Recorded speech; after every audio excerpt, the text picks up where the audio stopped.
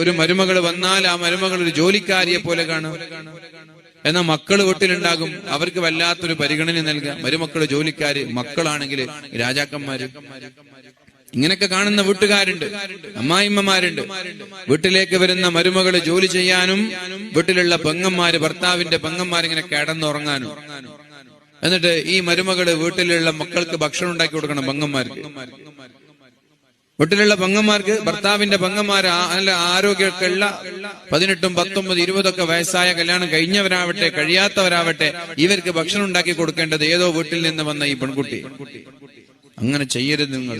ഇതൊക്കെ ചെയ്യുമ്പോഴാണ് വിവാഹത്തെ തന്നെ നമ്മുടെ മക്കൾ വെറുത്തു കൊണ്ടിരിക്കുന്നത്. എല്ലാരെയും ഒരുപോലെ കാണാൻ കഴിയണം. മക്കളോട് കുറച്ച് പണിയെടുപ്പിച്ചാലും കുഴപ്പമില്ല, മരുമക്കളെ പ്രയാസപ്പെടുത്തരുത്. മക്കൾ നിങ്ങൾ തന്നെയല്ലേ, പൊരുത്തപ്പെടും. മക്കൾ നിങ്ങൾ തന്നെയാണ്. എന്ത് പറഞ്ഞാൽ അവർ പൊരുത്തപ്പെടും. ഉമ്മ എന്നുള്ളൊരു ബന്ധം ഉണ്ടാവും. മറ്റത്